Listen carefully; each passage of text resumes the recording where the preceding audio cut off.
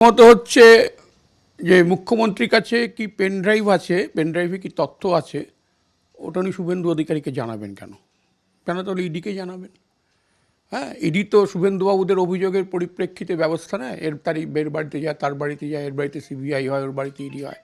তো রাজ্যের মুখ্যমন্ত্রী যখন একটা অভিযোগ করেছেন, মুখ্যমন্ত্রী তো হেলাফেলার ব্যক্তি নন, তিনি যখন অভিযোগ করেছেন তখন ইডির উচিত সদপ্রণোদিতভাবে শুভেন্দু অধিকারীকে এই কয়লা মামলায় জড়িয়ে তার বাড়িতে সার্চ করা বা তাকে ডেকে পাঠিয়ে তলব করা। করেছে কি? করেনি। হ্যাঁ, বা এই যে সারদা নারদার ব্যাপারে শুভেন্দু অধিকারীকে তো হাত পেতে টাকা নিতে দেখা গেছে, ইডি দেখেছে? ডাকেনি। সিবিআই ডেকেছে? ডাকেনি। তো শুভেন্দু অধিকারী যেহেতু নানা রকম সব অভিযোগ করেন, তো কটার সপক্ষে উনি তথ্য দিয়েছেন কি? দেননি। উনি তো নানা রকম কয়লাচোর ভাইপি, অমুক চোর তমুক, তমুক চোর অমুক, এসব বলে বেড়ান। একটাও তথ্য দিয়েছেন? দেননি। উনি একটা আইনজীবীকে দিয়ে চিঠি পাঠিয়েছেন, পাঠাতেই পারেন, কিন্তু উনি যদি কোনো তথ্য না দিতে পারেন তাহলে তো ওর বিরুদ্ধেও এভাবে মামলা করা যায়।